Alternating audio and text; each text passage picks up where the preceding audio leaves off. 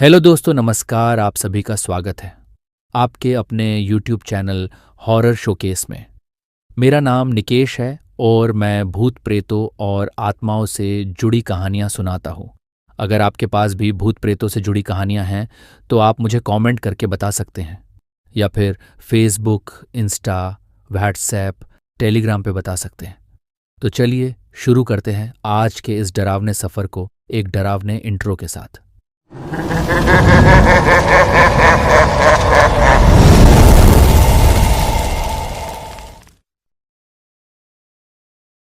Hello दोस्तों।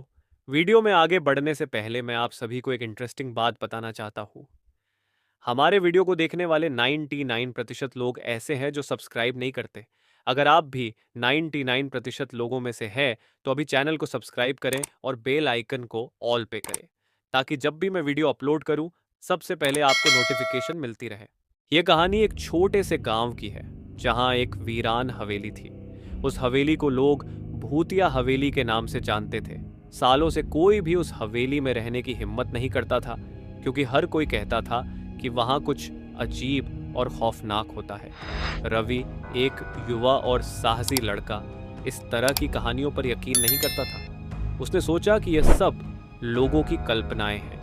एक रात उसने तय किया कि वह उस हवेली में जाकर खुद देखेगा कि वहां क्या होता है।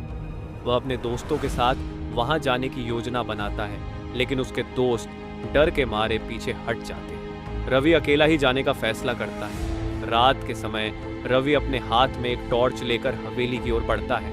हवेली के पास पहुंचते ही उसे एक अजीब सी ठंड महसूस होती है, मानो कोई अदृश्य ताकत उसे रोकने की कोशिश कर रही हो।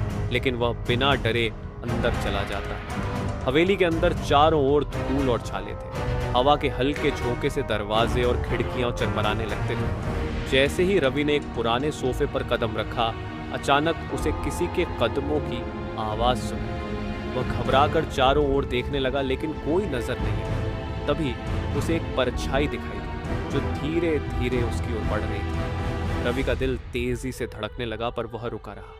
वह परछाई अब और भी पास आ गई थी और अब उसकी आंखों के सामने एक औरत का धुंधला सा चेहरा नजर आया। उसकी आंखें गहरी और भयावह थीं। रवि के होश उड़ गए, पर उसने खुद को संभाला और पूछा, तुम कौन हो? वो औरत धीरे धीरे बोली, ये हवेली मेरी है, तुम यहाँ क्यों आए हो? रवि कांपते हुए बोला, मैं सिर्फ जानने आया था कि इस हवेली में क्या हो रहा है। औरत ने ठंडी आवाज में कहा, यहाँ से चले जाओ, नहीं तो तुम भी उन लोगों की तरह फंस जाओगे जो यहाँ आए थे।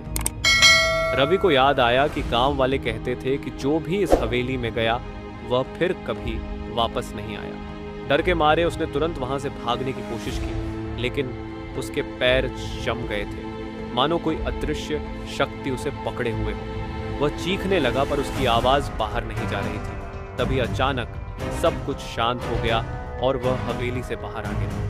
जब रवि ने खुद को बाहर पाया तो उसने राहत की सांस ली। वह तेजी से भागता हुआ गांव की ओर चला गया। अगले दिन उसने गांव वालों को सब कुछ बताया, लेकिन किसी ने उसकी बात पर यकीन नहीं किया। पर एक बात साफ थी, रवि अब कभी उस हवेली के पास भी नहीं गया। उसके बाद गांव वालों ने कभी भी हवेली का जिक्र नहीं किया और वह वीरान हवेली वैसे ही खड़ी रही, अपनी खामोशियों में छिपाए हुए अनगिनत रहस्य।